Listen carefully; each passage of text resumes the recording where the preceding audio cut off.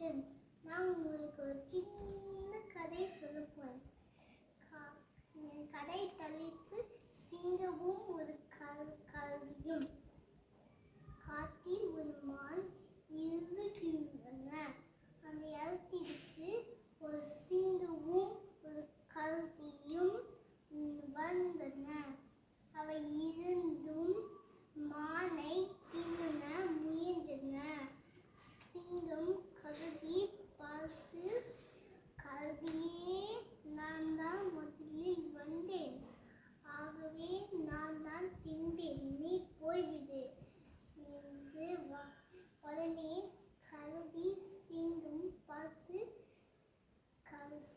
சிங்கமே, நான் தான் முதலில் வந்தேன், ஆகவே நான் தான் முதலில் வந்தேன், இந்த மண் எனக்கு தான், நீ போய்விடு என்று வாதிட்டது. இருந்தும் வெகு நேரம் சண்டையிட்டு காயமடைந்து சோர்ந்து தரையில் விழுந்து இருந்தன. அந்த இடத்திற்கு ஒரு சிங்கமும் கழுதியும் வந்தன. அவை இருந்தும் மானை தின்ன முயன்றன. சிங்கம் கழுதி பார்த்து, கழுதியே, நான் தான் முதலில் விதியை பார்த்தேன், ஆகவே நான் தான் தின்பேன், நீ போய்விடு என்று வாதிட்டது. உடனே கழுதி சிங்கம் பார்த்து, சிங்கமே, நான் தான் முதலில் வந்தேன், இந்த மான் எனக்கு தான், நீ போய்விடு என்று வாதிட்டது.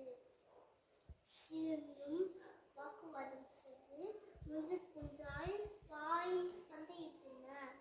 இருந்தும் வெகு நேரம் சண்டையிட்டு காயமடைந்து சோர்ந்து தரையில் விழுந்து இருந்தன. அவர் வேலையில் ஒரு நரி வந்தன.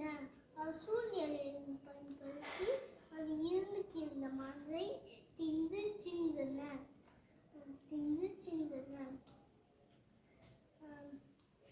அவை கண்டு சிங்கமும் கழுதியும் வெட்கப்பட்டன.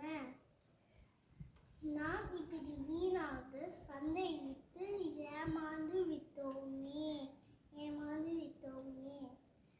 என்று வருத்தப்பட்டன. ஒருவருக்கு ஒருவர் கிடைப்பதை பகிர்ந்து உண்டு.